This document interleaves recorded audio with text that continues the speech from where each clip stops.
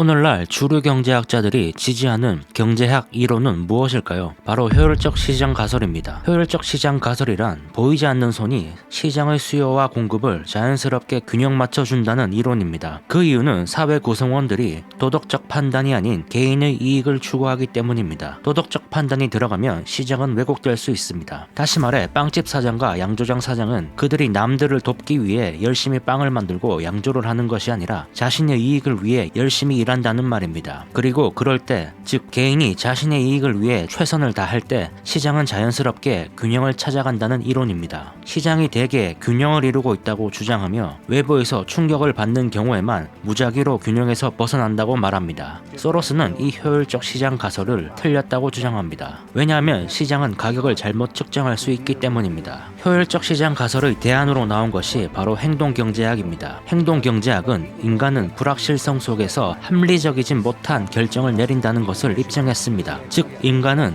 불확실한 결정을 자주 내리며 그 때문에 가격은 왜곡될 수 있다는 주장입니다. 하지만 행동경제학은 시장이 가격을 잘못 측정할 수 있다는 것에만 집중합니다. 소로스의 표현을 빌리자면 행동경제학은 반쪽짜리 이론입니다. 행동경제학은 합리적이지 못한 의사결정을 내린 그 행위 자체가 다른 사람들의 의사결정에 영향을 미칠 수 있다는 점은 말하지 않고 있기 때문이죠. 여기에 소로스는 한 가지 개념을 더 추가합니다. 불확실성 속에서 내린 결정으로 인해 만들어진 어떤 현상은 그 현상을 본 다른 사람들의 판단에 영향을 끼친다는 겁니다. 예를 들어보죠. 실리콘밸리뱅크의 뱅크런 사태입니다. 실리콘밸리뱅크가 큰 손실을 입었다는 소문이 퍼지면서 은행에 예치되어 있던 자금들이 급속히 빠져나가는 뱅크런 사태가 일어났고 그 결과 실제로 실리콘밸리뱅크가 자금난을 겪으면서 파산한 사건이죠. 사람들은 은행이 파산할지도 모른다는 불확실한 현실 속에서 출금이라는 행동을 했습니다. 불확실성으로 인해 비합리적인 결정을 했다. 행동경제학은 여기까지 분석한 겁니다. 그런데 그런 비합리적인 결정으로 인해 실제로 은행이 부실해졌다는 겁니다. 그리고 다시 은행이 부실해졌다는 소문으로 남은 사람들마저 뱅크런을 하고 은행은 파산하게 됩니다.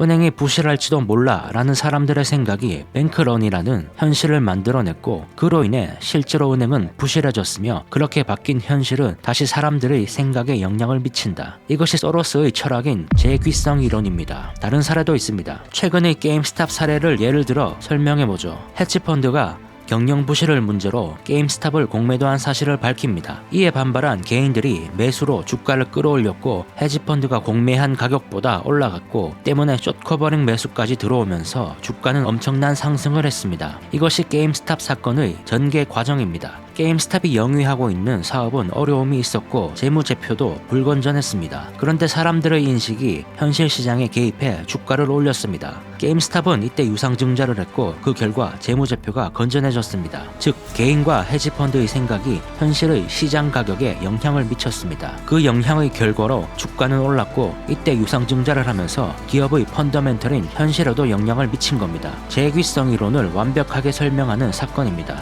행동경제학은 개인과 헤지펀드의 행동이 펀더멘탈과 관계없이 게임스탑의 주가를 끌어올릴 수 있다는 사실에만 집중한 겁니다. 이렇게 오른 게임스탑의 주가가 다시 게임스탑의 펀더멘털을 좋게 만드는 것까지 분석해야 완벽한 이론이라는 것이 소로스의 주장이며 바로 재귀성 이론입니다.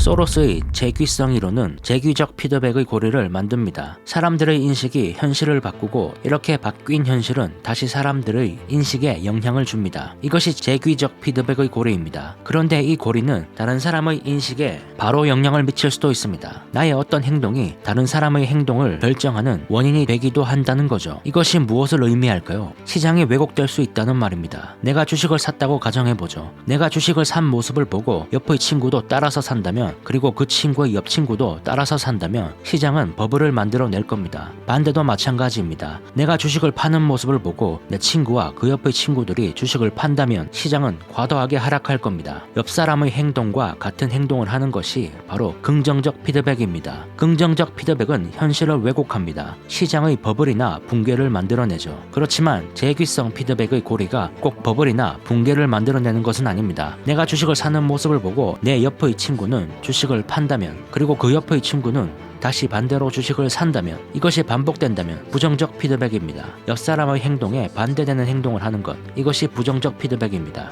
부정적 피드백은 시장을 균형에 가깝게 만듭니다. 정리해보죠. 효율적 시장 가설은 틀렸다. 왜냐하면 사람은 불확실성 속에서 선택을 해야 하기 때문입니다. 따라서 시장 가격은 왜곡될 수 있습니다. 여기까지가 행동 경제학입니다. 그리고 그 왜곡된 가격으로 인해 다시 사람들은 잘못된 결정을 내립니다. 이것은 반복됩니다. 이것이 소로스 철학의 재규적 피드백의 고리입니다.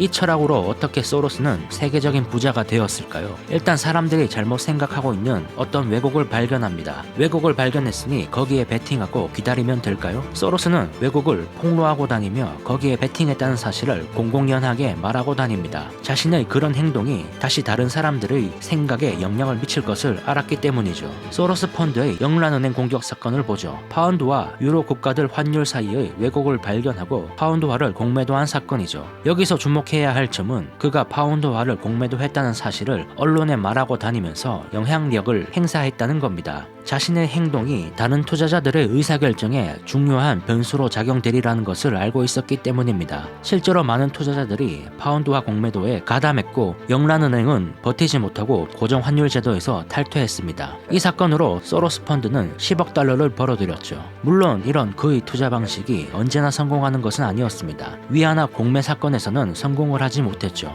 하지만 소로스의 탁월함이 또 하나 있습니다. 성공했을 때의 보상이 실패했을 때의 손해보다 높을 때만 투자한다는 겁니다. 이 성공과 실패의 보상 비율을 잘 판단하는 것이 소로스의 능력이죠. 그의 투자 방법을 한 문장으로 정리하면 이렇게 할 수 있겠습니다. 결함을 발견하고 손익을 따진 다음 투자하고 언론 플레이를 한다. 이것이 재귀성을 이용한 그의 투자 방식입니다.